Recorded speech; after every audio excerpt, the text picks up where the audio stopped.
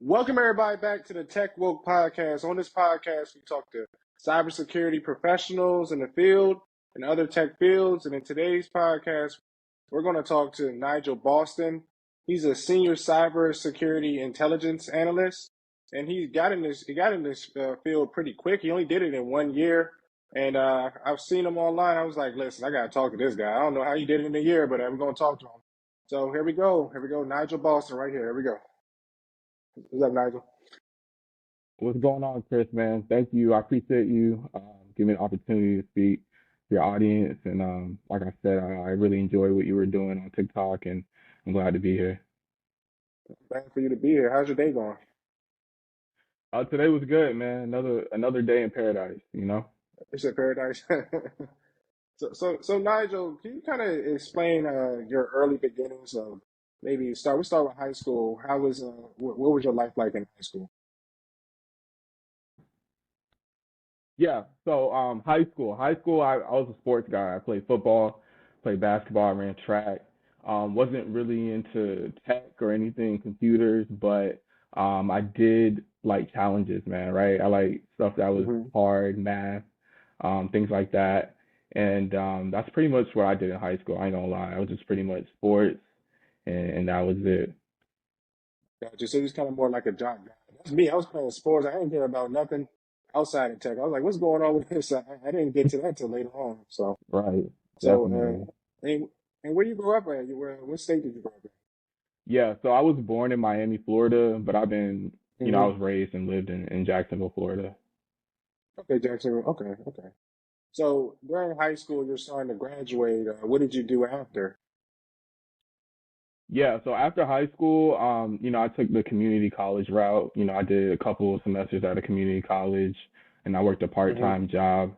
That was pretty much my road after high school, right? I had Okay. aspirations to get into like a D2 or like JUCO Hmm. for like football, but Okay. just didn't really fall through with that. So just went the community college route and then worked a part-time job.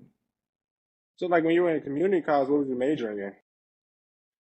Just to Um, ask. di Yeah, didn't really have a major. I was doing classes for like finance, and then I switched Hmm. over to like radiology for some reason. I don't know why I did that, but those are the classes that I was taking. Yeah. Yeah, so you was just mainly in school, just trying to, see if you could maybe have another shot at sports, but it didn't work out. So you're just trying to, let me take anything, just to Right. keep the Right. dream going. Right. Okay, Pretty much. so you're in community college, and I understand you was like, okay, well, this dream is pretty much over. So it's like, what did you do after that?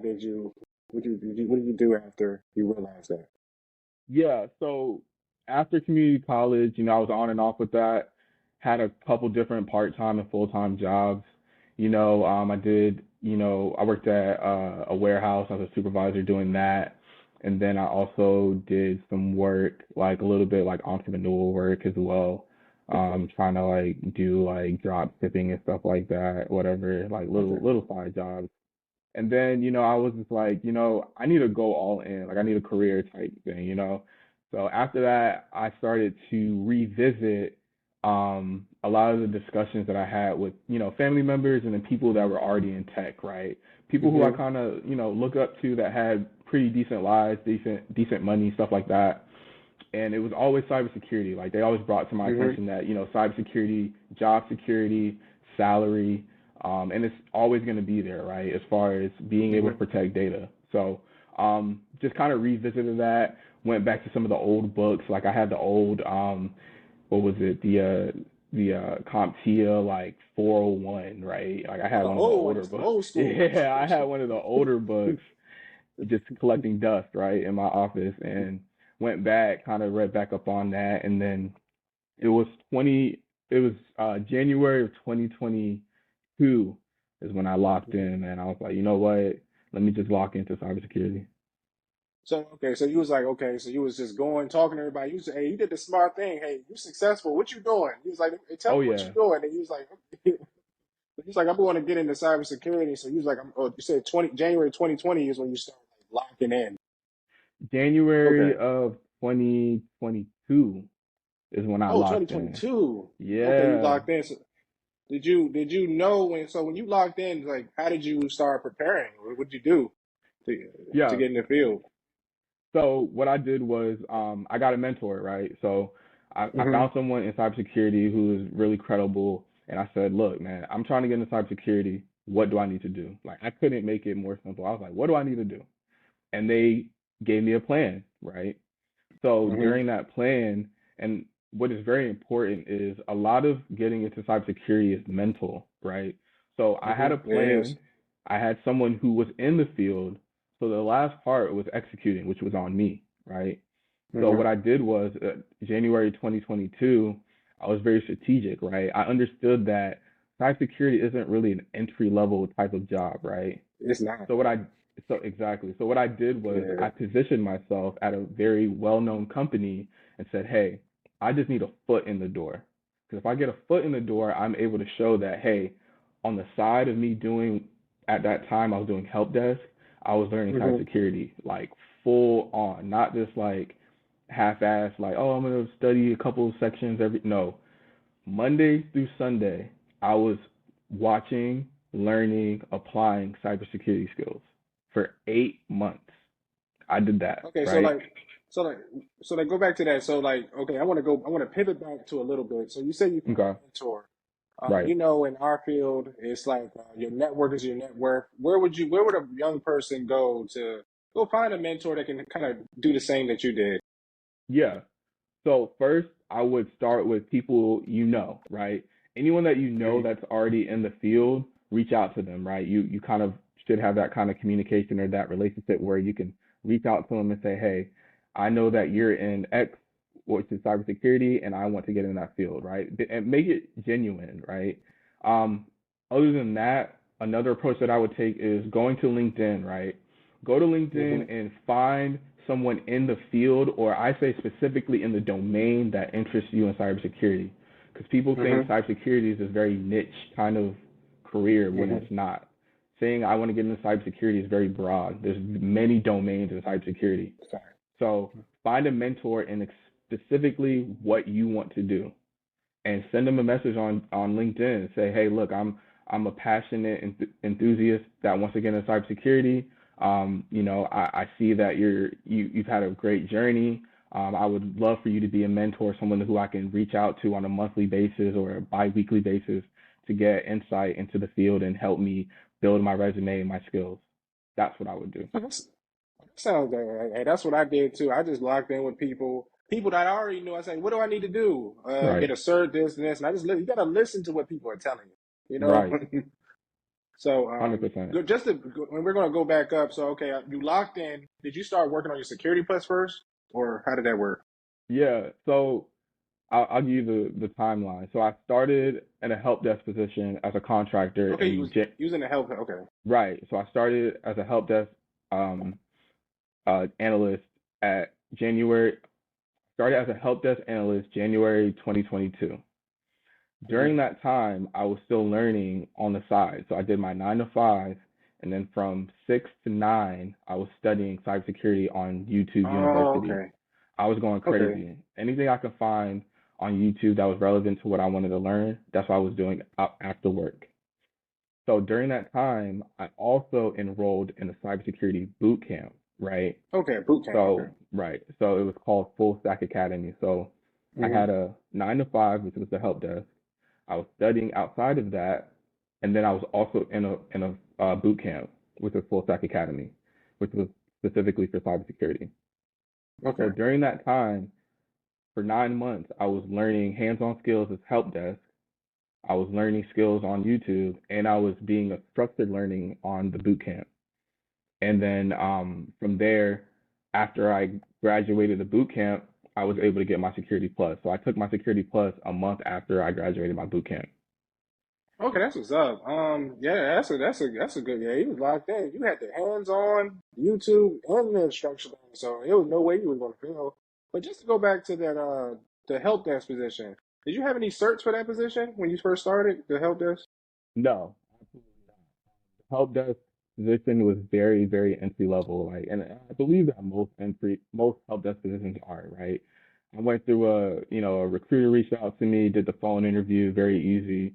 I did a panel interview with like the manager and the lead of the team. They were asking me like, do you know how to copy, like Control C, or do you know how to reset a printer? Like very, very basic stuff. I see a lot that people think you need like a CompT at A+ to get an entry Okay. level role. Absolutely. And if you need that kind of certification to get a help desk position, I probably would question the organization, right? You don't need Okay. that kind of cert to do that, the kind of work that you would be entailed at a help desk, because help desk positions train you on everything they want you to do in that kind Oh, of they role, do. Okay. right? Okay. So the password resets, the configurations, the email help support that you'll do, all of that is, all on the job training. So needing understanding the basic functions of a computer, I would say, is what you need to get a help desk role. Yeah, because even with me, I always thought you had to have like a certification to get into the help desk. I didn't know that, you can have different routes to get into it. That's interesting for me. I'm glad to hear that. So go back to the boot camp. So with the boot camp, it's a lot of mixed emotions going around, especially online. You see all these boot camps popping up, like those Yeah, $300 boot camps you get in yeah, cybersecurity in a week and things like that. Explain what people need to evaluate when joining a boot camp, because I have no problem with it, but just right. what should they look for? Yeah. So when deciding to join or enroll in a boot camp, I would say look for price, Hmm. look for any guarantees that they may or may not say, right? And then what kind of value or content are you getting from that boot camp? Now, the boot camp that I did, Full Stack Academy, was expensive, Hmm. gave no guarantees, and the content that I learned was vast. It was a lot. Hmm. Now, I am not pro or against boot camps, Hmm. but the boot camp helped me at that specific time that I was at because it gave me structure. Now, Structure, okay. boot camps will structure the content in a way that you understand what you're learning instead of learning a whole bunch of everything, right? Which is what I was doing. So the boot camp broke it down by, hey, this is what blue teamers do, which Hmm. are the defenders. This is what the red Defenders, teamers do, which are, hackers. the potential, what we call ethical hackers, right? Or penetration Hmm. testers. So that's what the boot camp did. It was able to show me the security fundamentals of what the blue team does, the security fundamentals of what the red team does, and the tools that each team uses, right? So Hmm. I say, this is what I say. I say if you're able to afford to do a boot camp and it gives you value as far as content, then do it. Now, a red flag is if the boot camp guarantees you something. Now, if they say, Okay. hey, after you finish this boot camp, we guarantee you a job, I might hold back because just learning the information is only a third of the battle of trying to get into cybersecurity, right? Networking Hmm. and be able to be ready, right, is the other half of the battle. So understanding the skills, yes. Networking with around the right people, obviously. And then when your number is called, to be prepared to answer those questions during those technical interviews is the last part. So if they're guaranteeing you a job off just passing the boot camp, it's a little fishy. But that's my opinion on boot camps. I think they're definitely valuable as far as content. It helps you structure how you're learning. But if they're giving you any guarantees, um, that's where they kind of lose me. Okay, I understand. Yeah, even over in my area, there's a couple of them. They're guaranteeing it, but I don't know how they guarantee it. It might be messing up a little something on your resume. So I don't know how they're guaranteeing it, but we'll see. You can make, hey, and I get what you're saying as far as the resume Yeah. help, and yeah, they'll have the career coaches, but once again, that'll see that's the next level, right? So that help will Hmm. get you the it'll get you the interviews. But the one thing the resume and those career coaches can't do is do the interview for you, right? That's 100%. So Yeah. if they're gonna get you, they're gonna get you through the door. But when you sit down during that panel interview in front of an engineer or an architect and they ask you technical questions, you can't be looking at your resume or Googling. You know what I'm saying? You're right about that. That happened to me. I put some fishy on my resume. They didn't get on. I put something called I said I know Red Hat. I was like, okay. Then they start asking me all these commands. I never did that in my life ever again. You know, they They're like, grilled me yeah, again. yeah. They're like, yeah. They pull up a terminal, and they be like, yeah, let's see you sift through these commands, and Yeah, yeah, you're done. So, yeah. That's facts. That's 100% facts. So, just to pivot from this. So, okay, we understand everything you did in that. So you're going into you learned all this information from the boot camps and the help desk and YouTube, especially YouTube University. So now you're 100%. doing your first entry level cyber intelligence analyst position. Yeah. So, and I'll kind of I want to make sure I give backstory of how I got into this role, so it kind of covers Okay, go ahead. networking and everything. So yeah, Okay, go ahead. so I started the help desk in January. In June or July, I graduated from the boot camp, and after that, I started doing a lot of hands-on labs. So what I would do is go into Try Hack Me. I would go into Hmm. like Cybrary, and I would do hands-on labs. What I did was create a YouTube channel, and I would record the screen as I was doing these labs. And then what I Oh, for then real? did was talk through the YouTube about what I was doing, and I posted on my channel. So now I have projects, right? So then I also That's put those smart. projects on my resume, and guess what that is? Hmm. Experience, Yeah. right? So now when they ask me during the interview, have you worked in Splunk? I can now say, yes, I actually have. I know how to do, queries. I know how to look at reports. I know how to do all these things because I've done hands-on experience. So you're not lying. Say you probably have not worked directly with Splunk on certain things, but you understand the platform and how to maneuver. So Hmm. I was doing projects after I graduated the boot camp, but the biggest thing I did was, and this is a gem. After I graduated, I started to go on LinkedIn and I followed Hmm. everything. I typed in cybersecurity analyst in LinkedIn. Hmm. I went to people and I just started following everyone.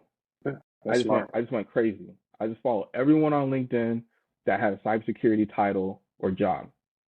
After that, I got smarter and I started to follow everyone at my current company who was in the security team. And I was posting my projects on LinkedIn. And then from Hmm. there, people were following me back. They were reaching out. They were commenting on my posts. And then from there, a month in October, I had two analysts reach out to me on LinkedIn and said, "Hey, there's this Oh, role even on my better. team open. Would you be interested?" And I'm like, "Of course I'll be interested. What kind of question is that?" So my first role was actually brought to me. Like I didn't even apply. Like I applied, but Yeah. I didn't apply to 100 jobs. So that's another thing. I've only Hmm. applied to one cybersecurity job and I got it, right? Now, obviously that's That's not smart. normal, but I would say that if you position it strategically network, it could be just like that, right? I Hmm. always say it's easy to make a move internal than external, right? So that's what happened. I was networking on LinkedIn. People were commenting on my posts. I was commenting on people's posts. People at the company, even though I was a contractor, knew who I was based on me Hmm. posting when I got my Security Plus. Other certifications I got, I was posting it. I was on Try Hack Me, going crazy, top 5% in the world, just posting it, right? So when the opportunity came, when a role opened, I was now prepared and qualified, and people knew who I was, right? So Hmm. I say that's important. So then when the role that I wanted to do was brought to my attention, I had a conversation with the hiring manager who is now my director and was like, "Hey, you know, I think you'd be a good fit for the team. Let's go through these interviews, blah, blah, blah, blah, blah. I've seen the work that you've put in the past year or less than a year. I actually got into cybersecurity in less than a year. And, pretty much it was, conversation. And what people don't understand is people actually are watching on LinkedIn. That move you did was so smart because they're watching. They act like they not. This stuff I post on LinkedIn. Hey Chris, I saw that post you put. They're watching. So just to hear that 100%. gem, yeah, 100%. that's a gem. That's a gem right there. Hey, I might steal that for myself. Yeah. Okay. Absolutely. So you interviewed for the role and you now have the role, correct? Correct. Yeah. So I interviewed for a role. It was a junior role. It was a security analyst 2 on the threat and vulnerability management team. I went through Okay, so three threat rounds of involved. interviews. Yeah, threat Oh, and three vulnerability rounds. management. 3 rounds of interviews. And Mhm. okay, try basically try hack me kind of prepared you. Did you have any other resources to help prepare for the interviews other than try hack me or? Um, Not really. It was just reading the job description, right? The job description is what they're Hmm. going to base their interview question. The interviewer is going to base their questions off, right?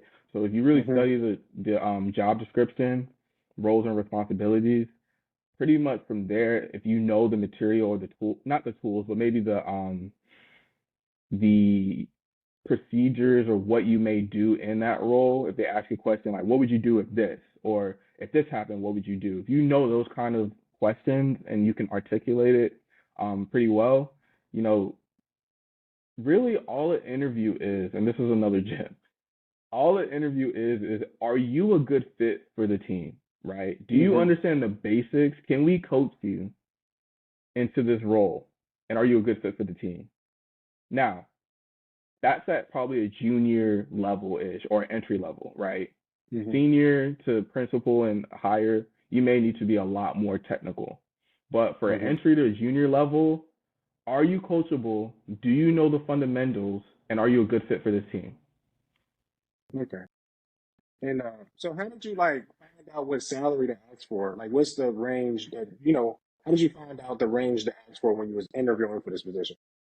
Great question. So the salary, what to ask for? I didn't ask anything. Whatever they offered that was above what I was getting, I was gonna No, I take it. understand. I was gonna take it.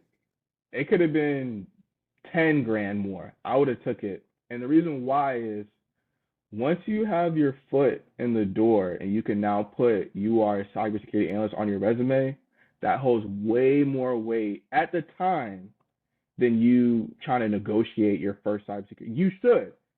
I'm not saying you shouldn't negotiate, but if it's somewhere, if it's a plus from where you're at and it's a significant plus, I get it on the get back, and I did get it on the get back. So get it on the get That's back smart. on your next review. Get in, put the work in. But for me personally, I did the interview on Friday morning. The recruiter called me Friday evening. He was like, "Hey, we can send the paper on Monday." I said, "Can you send it now? I'll sign it right now. I don't even need to look at it.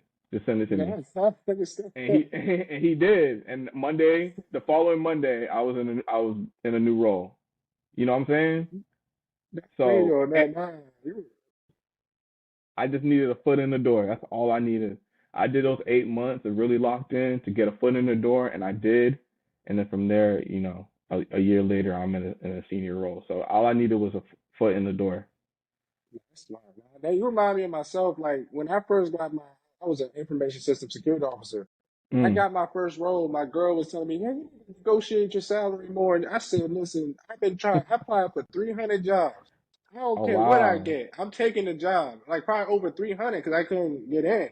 wow, And I was like, I'm taking this job. This is the only person that gave me an offer. I'm right, taking this job. So I understand. right, You remind me right, of myself. 100%, Okay. So like, 100%. what does a cyber intelligence analyst do? Well, vulnerability management. What do they do? Okay, yeah. So a cyber threat intel analyst, what they do is basically they're gathering information and they're staying up to date on the threat landscape. So different breaches, different threat actors or adversaries, what tactics or techniques are they doing, and how is it relevant to my organization, right?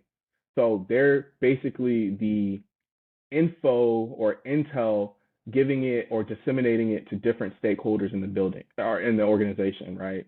So you may Hmm. gather information on different breaches that are in your sector, which is like, if you're in the financial or retail or whatever, and you're disseminating that information to leadership like C-suite, right? And you're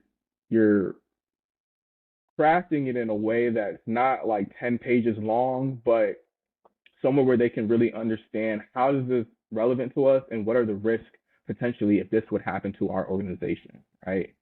So you're staying up to date on the threat landscape. You're reading a lot of different blogs. You're on, Twitter or now known X, right? Or however you get Hmm. your information or your news feed. and you're disseminating that to different stakeholders. So C-suite or executive is one. Another one could be, the SOC, the CSOC, right? What's Mm-hmm. going on with these different malware or these threat actors? What kind of, IOCs are you seeing, or indications of compromise, or different TPPs, techniques, or procedures? You can, give that kind of intel to them so they know when they come across certain incidents that they know what to look for, how, or you can enrich whatever tools that they're using based off these IOCs. Another one could be vulnerability management, right? For me, I was doing both, but that's another stakeholder or a different team that you can give them intel based on different 0 days that come out, right? Okay, Or exactly. vulnerabilities is what they call them. Yeah, and Um, just for the audience to go ahead, sir. Go ahead. no, no, go ahead, go ahead. And just for the audience to understand, 0 days are vulnerabilities that are not known, and they, just period Right. not known. Can you go back and say what is an IOC? Can you tell me Yeah, what an IOC is? IOC are indications of compromise, right? Okay, So they're listed as, bad either IP addresses, domains, okay, URLs, etc. okay. And so I'm just going to throw an example just so the audience can understand. When you mean by gathering, like for example, do you know about solar winds? Yeah, You heard about solar? Yeah, okay. So, for example, you're studying vulnerabilities like solar winds, think like a 0 day like solar winds and other things. You're gathering that to help protect your organization. Is that the sum of that? correct, That's cool. correct, That's cool. That's correct. cool. So, You're is it you're like ga- a you're gathering that good? information, you're storing it, and then you're doing analysis based on trends, right? So you're kind of forecasting, this could potentially, this actor could potentially target our organization based on these previous breaches or stuff like that. Okay, I understand. So, is it like are you writing documentation or are you using tools to gather this information? Um, both. Okay. I can, you can do it through a tool, right? Or you can Okay. document it, which a tool would be like a tip, what we call as a Okay. threat intelligence platform. Very Mm-hmm. expensive. Not a lot of organizations have them, but you can do reporting from there. You can actually do everything from there. The collection, the alerting, all of that through a tip. Something you can do is manual, right? Like Excel, storing it on an Excel sheet or SharePoint, or Console, depending on what tools you have at your organization. Okay, so what cybersecurity tools, if you can say that that a threat intelligence analyst uses, like that somebody else can use publicly, or is it Publicly. kind of organizing? Um, Yeah. so I would say go to, this is my recommendation. I would go to Try Hackney. Mm-hmm. They should have, I'm pretty sure they have something called Yara and Snort. These are tools that you can practice with, that you can also use in your day-to-day at an organization to basically Snort is like an IDP, an intrusion detection prevent Prevention. Okay. IDP, right? And that teaches you on how to, like, when different kind of threats come across, and they kind of alert you on it, right? Essentially, Mm-hmm. what a threat intelligence do if you have the tool, like a tool that does it itself, right? And then Mm-hmm. Yara is basically gives you like signatures, like you can like attach a signature to this type of threat or this different malware that you may see, and then track it based on, if you see it again in your organization or whatever it may come up. Right? Those are two like open source ones that I would use. Now there are tools that organizations may have, like what is one, like Threat Connect, I believe is one, right? That you can, they're gonna alert different threats based on what fits or what kind of information that you put into the platform, and they're going to scour or scrape the web looking for different threats, potential threats on the deep, dark, or clear web, right? So Mm-hmm. it all depends on what your organization has, and then I would say that the biggest thing from a threat intel perspective is being able to analyze large data sets, and Mm-hmm. also being able to analyze and forecast what these threat actors or adversaries are going to do, right? Those, Mm-hmm. those are the biggest thing. For a threat intel analyst, tools are probably not your like thing is being Mm-hmm. able to critically think is what Okay. your biggest tool would be. Okay. Yeah. And in cybersecurity in general, this is what made me a better person in jobs. Period. When I was at regular jobs, like I'm gonna just say maybe I'm a program manager or something like that. When I got into cybersecurity, I had to really think. There's no Right. sets, no rules. You have to use your medulla Yeah. oblongata. So it's like, yeah, that's the one of the biggest things with cyber. I had another question. So can you go back to signatures? What do you mean by signatures? Does malware have certain signatures? Well, can you just go a little bit more depth? Does malware have signatures? I'm just kind of confused on that. Yeah, no, signature is you whatever signature that you put on it to then identify that specific malware. So if it come across as Okay. again, you know how to identify it. Okay, that's good. So, Mm. can you go into depth or maybe what is vulnerability management? Yeah, vulnerability management is basically assessing the vulnerabilities in your organization, and which vulnerabilities are weaknesses, right? Different Mm-hmm. weaknesses to like servers or workstations or endpoints, and being able to prioritize. Well, first you want to assess, then you want to prioritize a vulnerability. So I'm going to go into the vulnerability life cycle, right? Give you guys a little game. Mm-hmm. So Go ahead. first you Go want ahead. to assess the vulnerabilities, right? Then you want to prioritize them. You're going to prioritize them based on there's many ways, but you can do the CVSS score. You can Mm-hmm. do it based on the risk Mm-hmm. to maybe your crown jewels or your what we call critical assets of the Mm-hmm. organization. Those are two ways that you can do it. So right, so you're gonna assess, then you're gonna prioritize, then you're gonna act. So then the acting is patching, right? So you're gonna work with the Mm-hmm. different owners of those vulnerabilities on those systems. You're gonna work on patching them, right? Getting them into patch cycles or however you're gonna do that. And then after that, you want to validate. So you want to validate that, hey, this owner said they patched that server and it actually patched, right? So the next step Mm-hmm. is validate. And then after that, you want to report. So you want to report on those vulnerabilities that were patched or not patched. So those asset owners are up to date and know what's going on in their environment. Okay, that's simple. That's kind of like this is the life cycle and like what I do as an information system security officer. And then also with these vulnerabilities, are they categorized in a certain way? How are they categorized?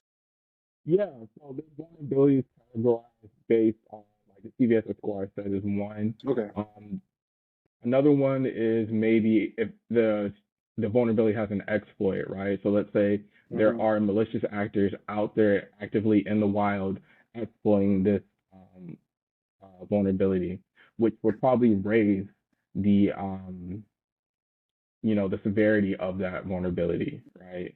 So Mm-hmm. it depends on how your vulnerability program wants to do it. There's a risk-based Okay. approach, or there's a kind of a CDSS score approach. There's Okay. many others as well. So are they classified like as a cat one, cat two, cat three? That's kind of how it is. Or is it So it's low, medium, oh low, medium, high, high? Okay. critical, severe. Okay. So okay. So like what is the difference between vulnerability management and vulnerability assessment? Do you is it this it's pretty much the same thing or is it kind of Yeah, standard? the assessment is basically what you do after the vulnerability scan, right? The Mm-hmm. assessment gives you, what basically where you stand with the vulnerabilities, right? Where's your backlog? Mm-hmm. How many vulnerabilities do you have greater than 90 days? Do you have vulnerabilities from, 1995, right? That Mm-hmm. assessment is going to pretty much gauge and tell you where you stand with the vulnerabilities in your environment. And then it should also prioritize like which ones you should probably act on first, right? Which one has exploits, which ones, you know, uh, the latest threat actor just used to breach, the MGM Graham, just using that for an example, right? Yeah, I got you. So those are what the assessment does, and the vulnerability management is basically building a program to repeat what you're doing, right? Kind of make it automated, right? That's the goal of a vulnerability management is to get it to an automated part where you're assessing the vulnerabilities, so you're scanning them, you're prioritizing it based on whatever kind of tool that you may have, you're patching them on a cadence, you're Mm-hmm. reviewing them to make sure that they've been patched, and then you're reporting it to the different stakeholders so they know, hey, good job, you passed all the ones that you said you did. Okay, understood. So for this position, what certifications do you recommend for the position? For vulnerability management, once again, I would say all right. So before we get into certification, another thing, I am not pro or against certifications, Understand. but Me too. if someone asks me, hey, what certification got you through the door or what helped you get the job that you're in now, I would say none. Because no one in the 3 rounds of interviews or other interviewers, so I have, obviously now friends who are hiring managers and, stuff like that. They don't ask you, so on your CompTIA Security Plus, when you act like, that's not how that goes, right? So certifications are great. I think at the bare minimum, you should get the CompTIA Security Plus, right? Because that's going to give you Hmm. the ground knowledge of security, right? It's going to give you the fundamentals. You're going to know the basics. And, if you want to go into like government contracting or whatever, that covers that, right? It'll give you that tech that you need to start doing security on the government side. Now, for vulnerability management certifications, I would recommend is that the CompTIA Security Plus. You get that certification, you understand many domains, and you're able to, um, you'll be able to understand and sit in meetings and at least get the basics of what everyone else is talking about. Like an architect, he might be in the meeting talking, you'll know like, oh, I know what encryption is. Like I know what that is. You know what I'm saying? Like you'll understand the basics, right? So I'll say the CompTIA Security Plus. I'll give another gem. There's I don't know if it's free anymore, but there's a tool called Qualys that you can Awesome. get a certification on that goes over vulnerability management. It goes over the whole thing. You take it, go to their website, Qualys, take the certification, you'll get it, add it to your LinkedIn, it'll look nice, and you'll get a very thorough understanding of what vulnerability management is. I took it, I thought it was very helpful. I recommend it to others as well. Yeah, I might check it out myself to add it to my LinkedIn. So you work in a now the reason I'm so into certifications, I kind of work on the gov tech side. So they more into the certification. So I'm assuming you're more in the private sector. Yeah, I'm in the private sector. It's even better because I even with us transitioning from gov tech to private sector, we always know in the private sector you have to be really technically savvy to survive down there. So we already know that. So it's interesting how they don't really play on the certifications as much in the private sector. That's good to know. Yeah. So great. Yeah, in the private sector, it's more do you understand and can you apply everything that's on those certifications, right? Hmm. I say certifications are a byproduct of the experience of the hands-on skills that you learn. Now, what I mean by that is if you're in a role and you're doing monitoring, you're doing incident response, you're doing vulnerability management, you know and understand the fundamentals of what's on that certification. Any question that they ask you, what is this? You know what it is because you do it. So I say certifications are a byproduct. Like the certifications that I get now are a byproduct of what the experience that I've learned during on the job. That's good to know. So for your position, I noticed that you became a senior in less than 2 years. How did you do that? What did you do to get to that point? Yeah. So to get to a senior threat intelligence and vulnerability management role in less than 2 years was um, positioning myself right. So I told you um, when I got to the role 8 months later, as soon as I got on the role, day one, I was I was listening intently and figuring out gaps into what they were working on different projects. Where could I be like, oh, because you're from the outside looking in, so you're like, oh, that was good, but I would do this, or oh, you did all that, but you missed this. So what I was doing is from my before the end of my first week, I was already in a project adding value, right? For example, hypothetically, let's say you're building out this project, but you don't have any like FAQs that you can automate that people can go into and ask questions. Boom, there's Hmm. where you add value of something that is needed that no one thought of and didn't put in there. Boom, that's one. So that's all I was doing the first 5 months into my role. I was pretty Mm-hmm. much doing senior level work in my first 5 months. So what I did was I did that and I documented it. And then I would make sure during my one-on-ones and my mid-year review that my manager knew about it. And you have to have that kind of communication with your manager, right? They need to know. You might assume that they know all the work you're doing, but I say document everything. Like any highlight that you do that adds value, document it, right? So during my mid-year review, I document, I show it to him or him or her, and boom, it's undeniable. Then at my year-end review, I added another all the value I brought, undeniable. So then when I said, hey, I've been doing senior level work since the first week, I mean, Can't deny that. undeniable. Yeah, you can't. You can't deny that. That's the one Yeah, thing. Like yeah. So even for that me, oh, go ahead. yeah. So that's pretty much how I did it, right? I added value as soon as I could. I consistently did it. I documented it. I voiced it to my manager, and then I showed why I deserve to be at the role that I am now. That's good. Like even for me, like I was when I first became an ISO, I was doing a lot of things. I was documenting. I make sure I CC'd everybody in the emails and the meetings. I'm telling everybody what I'm doing. I was doing senior level work. And even for me, I was just staying later and even sometimes coming on the weekends to better understand and do the job better. But a lot of people would say, Chris, what are you doing? You're not, you need to stay home. You need to do this. You're doing too much work. It paid off eventually, but Right. people gotta understand you gotta work to get money. People just don't give you six figures. You gotta earn that. Definitely not. Yeah. Yeah, Like I so said, those first 8 months was Monday through Sunday religiously 3 hours a day. There was no, oh yeah, let's go out this week. Nope. There was no, because I knew what I wanted to do, right? Everything that I have achieved so far, I written down and I wrote steps to get it. So there was no like, I didn't really leave it up to chance too much, right? I put the work in and I knew where I was going to get. So like I said, strategically putting myself in a company, right? And that's another gem. I'll give another quick gem in the middle of this.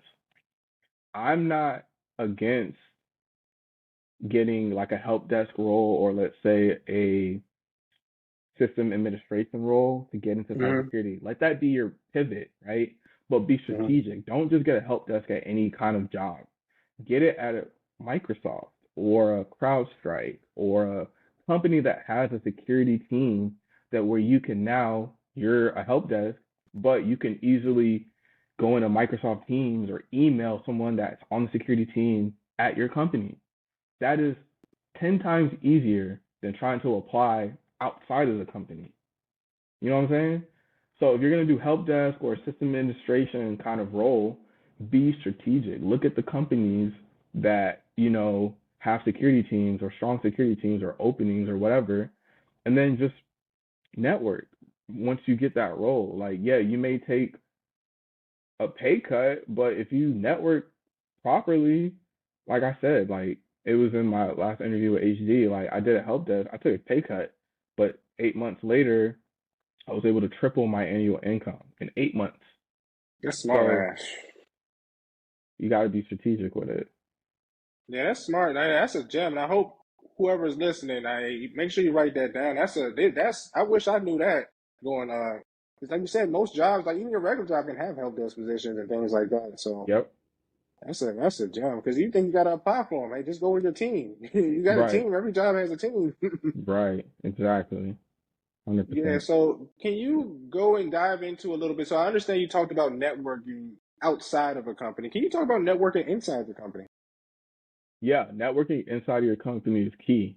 It doesn't cost anything. It may cost you $5 or $10. Be like, hey, let's go get a coffee with someone on the security team, right?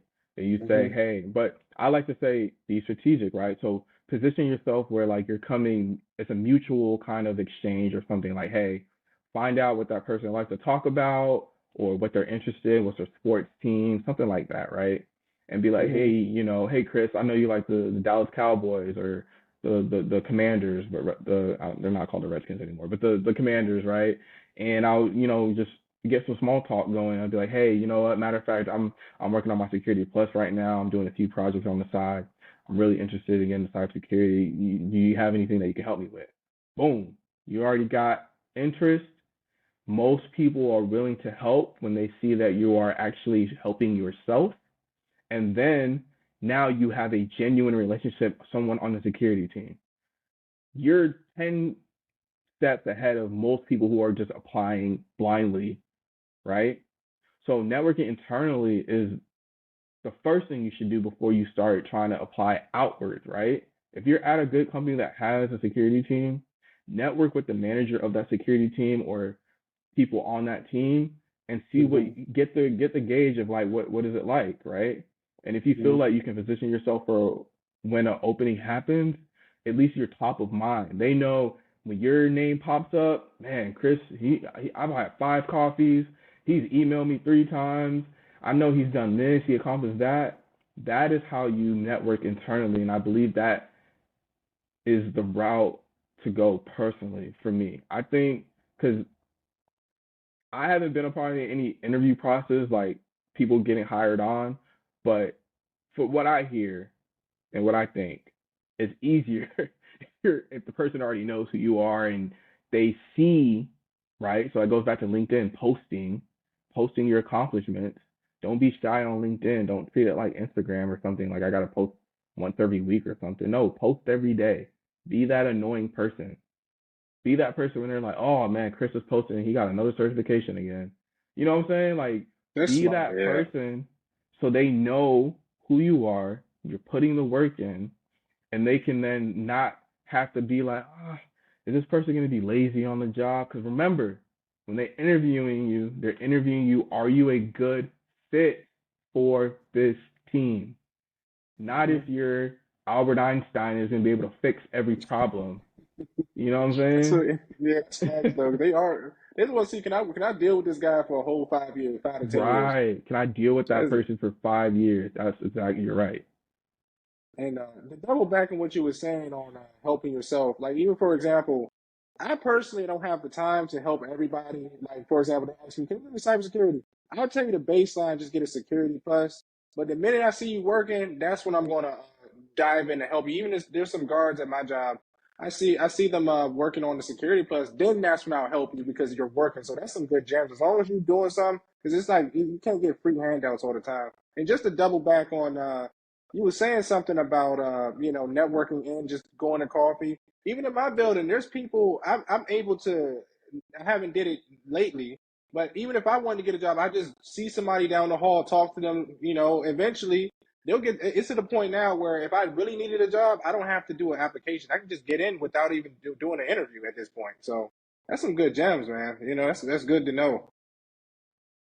If everyone was listening, I said during my interview process or conversation. Yeah. It was a conversation. I remember that to the beginning. And that's the Yeah, point. I just want people to know because even with people that look like you and me, like we're always to the point where we got to do everything on our own, or I'm gonna just do it. Just don't work like that. You gotta play some type of not even a game, but you just gotta do what you gotta do to get where you need to position go. yourself. Be strategic. Yeah, It's yeah. chess. It's not checkers. Especially It's in not check. cybersecurity, it is not checkers. If you play checkers, you're gonna be waiting a long time. Yeah, it's facts. I have a question too. So, can you give me like some of the salary ranges for a cyber, like from entry to kind of senior? Can you give me the ranges if Yeah, possible? ranges for cybersecurity. I, I'll break them up, right? I don't want to do like vulnerability management and threat intelligence because not most companies combine them. Some do, but Okay. most really don't. You might have a threat intel person and you'll have a vulnerability management person. So entry level for a vulnerability management analyst would range between, I would say, 70 to about 85, $90,000. Threat intel analyst entry level would range between 75,000 to about 95,000, right?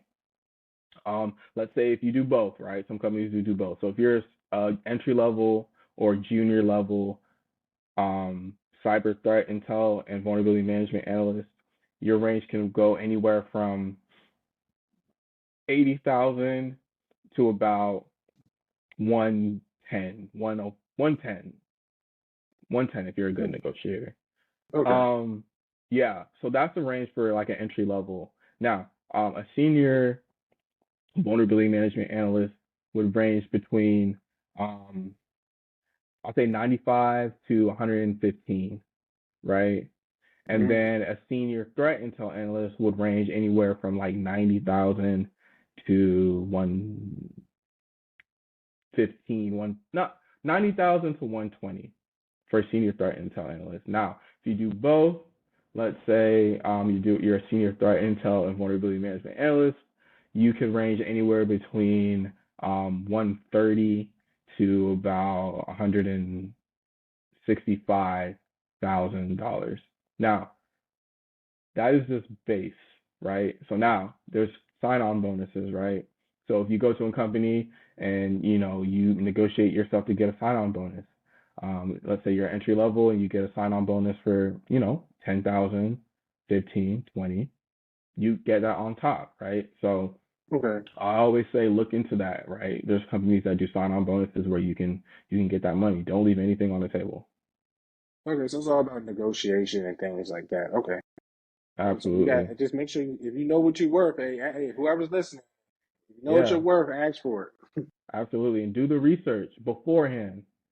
Use Glassdoor, use what is it, pay.com or payscale.com. Do the research on the market value for that role, right? So for example, with me, a senior threat intel and vulnerability management analyst, and just for FYI, I just market senior threat intel more because that's the space I'm more in and Mm-hmm. where I highlight, right? But I do both.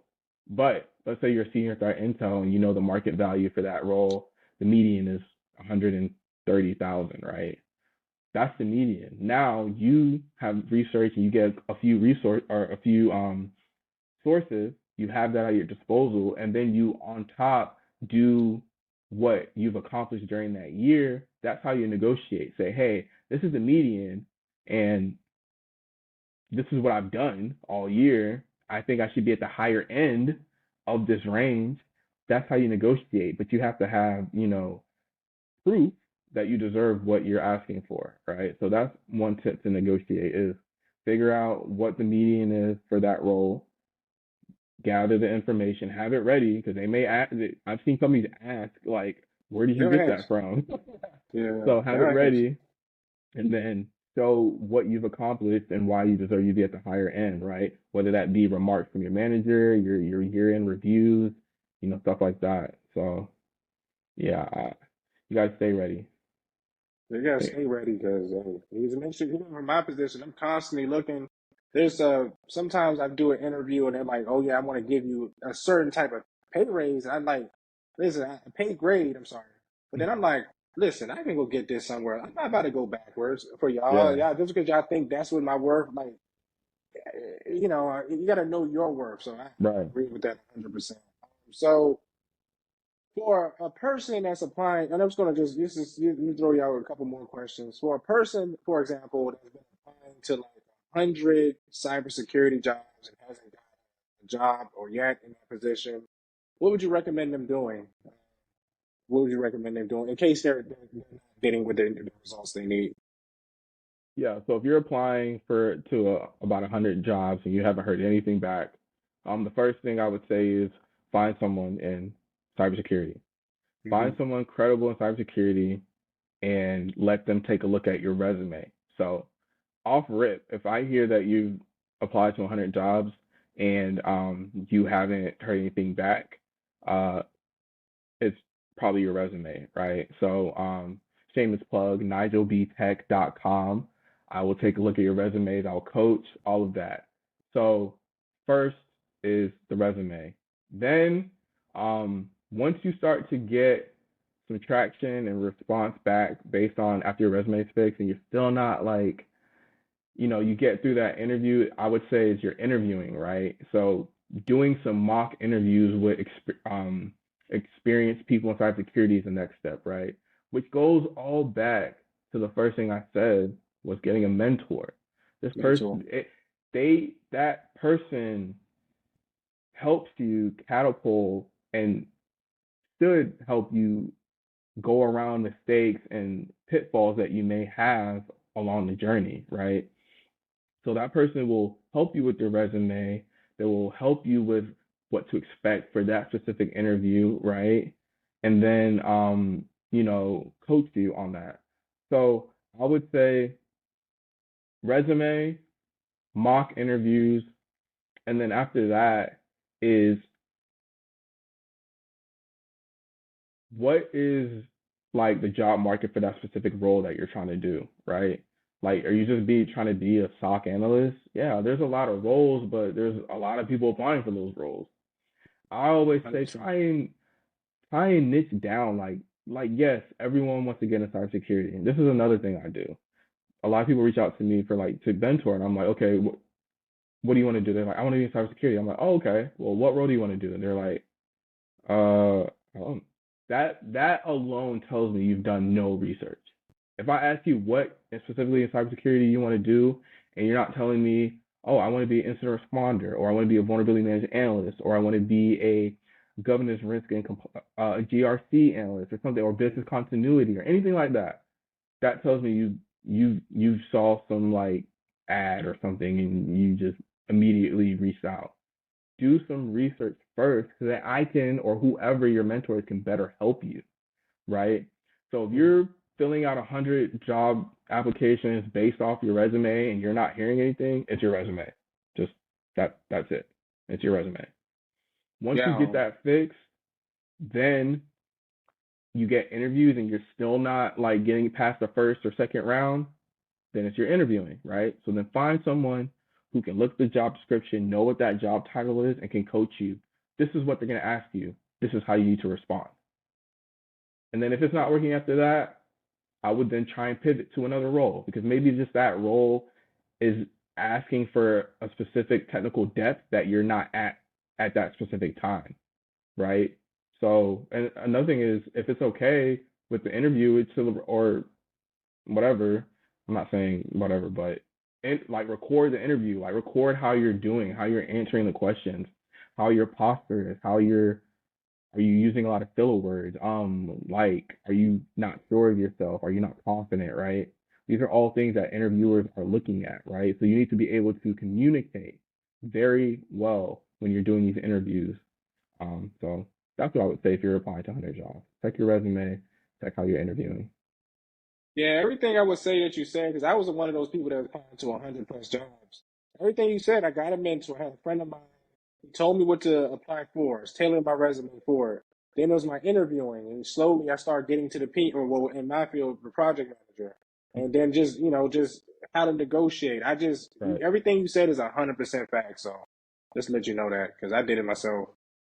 So I just want to, a question I had is just for you. It's a personal question. I just want to say, hey, I talked to Nigel here, and in the future, I can just have it as a timestamp. What is your goals for the next 5 years? Oh, goals for the next 5 years. Great question. So Mhm. I'm currently a senior threat intel analyst right now.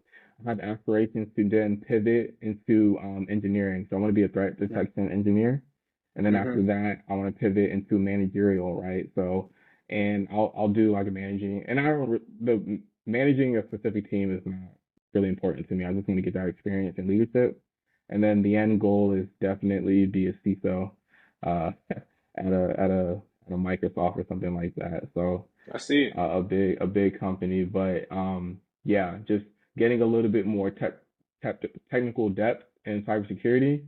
Then obviously on the side, gaining my leadership skills and communication skills, and then getting to that CISO level, man. I really want to help company at that level. That's a great goal. I can definitely see it. If you go on this page, you might hit it in less than 5 years. Oh, and also too, do you have a degree? And did you? I think I've seen on your LinkedIn, you finally have your degree. So you got into cybersecurity with no degree, right? Yeah, no degree, and I don't have it right yet. Okay. So I'm currently enrolled at WGU Hmm. for their cybersecurity, the bachelor's in cybersecurity, assurance, information assurance, or something like that. Um, Obviously, companies paying for it. I recommend another thing. If you get into a company, even at the help desk level, there's tuition reimbursement. So if you're, strategic, got to be strategic. So if you get a help desk role and you want to start going to college and get a cybersecurity degree, and your company offers tuition reimbursement, that's another way to then solidify yourself while you're learning help desk, you're learning cybersecurity in school, and you put that on your resume. That helps you even more. Now, degree, I did get in without a degree, and I only got in with the Security Plus. Now, I will say that I was prepared for the questions that were going to ask me based on hands-on learning, but there are certain roles that may require a degree, right? I know like most managerial or leadership roles, a degree is kind of, a bachelor's, they kind of, want you to have. But is it needed 100%? No, not for security. I know people that's making almost $300,000 with no degree, Oh yeah. and Oh, I do too. A lot of yeah, my so a it's like, lot of my counterparts make a lot of money and they don't have no degrees. But if they wanted to, they would probably finish the degree in like a year, you know? yeah. And then when I was in college too, I used to always wonder. So I was going to Bowie State to HBCU out in Maryland, Okay. and I would see like 25, 30 year olds come get their degree, and I'd be like, okay, so I just did all this, and I'm paying for it. And I talk to them, and they'll be like, the government's paying for it, or my company's Yeah. paying for it. I was like, y'all did it smart, man. I was like, Yep. I gotta pay all this money back. Yeah. Yeah. I go to school for free. Um, Also take advantage once you get into a role, like a lot of companies will pay for your upskilling, right? So all the certifications that, I take now that are like vendor specific, the company will pay for it, conferences, all of that. So, you know, just if you guys don't if you leave with anything, be strategic. Write it down, plan it out, be 10 steps ahead. That's smart. Right? So Nigel, how can they find you? Yeah, Where? yeah, everyone can find me at Nigel B Tech, so NigelBTech, Nigel B Tech. I have coaching services that you can go to my website, nigelbtech.com, and find me there and reach out to me. Nigel B Tech on TikTok, Instagram, all the social media. So Nigel B Tech is where you can find me, and I look forward to helping, everyone that wants to get into cybersecurity as much as I can. Like I said, I'm very transparent, and as long as you're ready to put the work in, I'm pretty sure, I can get you to where you need to get.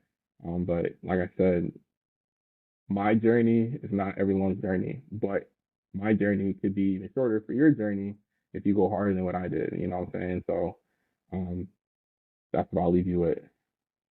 Yeah, so everybody check out Nigel. He got some good information. Everything he's doing. If you need a mentor, check him out. He has some great stuff. Even for me, I've learned a lot in this interview. Thank you, Nigel, for coming on. I really appreciate this interview.